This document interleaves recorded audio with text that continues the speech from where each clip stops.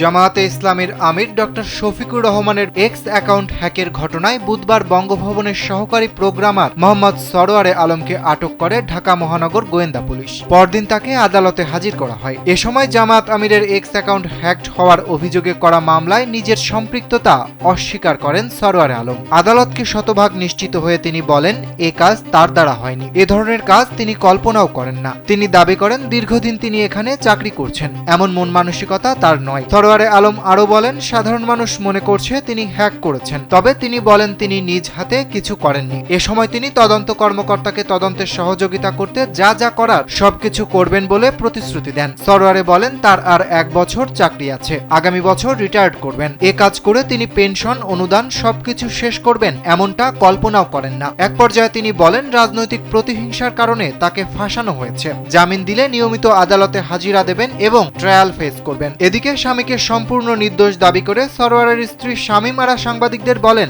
উনি 32 বছর ধরে সম্মানের সঙ্গে চাকরি করেছেন। এটা একটা বাচ্চাও বোঝে, কোনো হ্যাকার তার নিজের ঠিকানা দিয়ে হ্যাক করবেন না। তিনি কোনো রাজনীতির সঙ্গেও জড়িত নন। রাজনীতির সঙ্গে জড়িত হলে আওয়ামী লীগের 17 বছর এবং এর আগে কোনোভাবে চিহ্নিত হতো, কারণ সে এখানে দীর্ঘ বছর চাকরি করছে।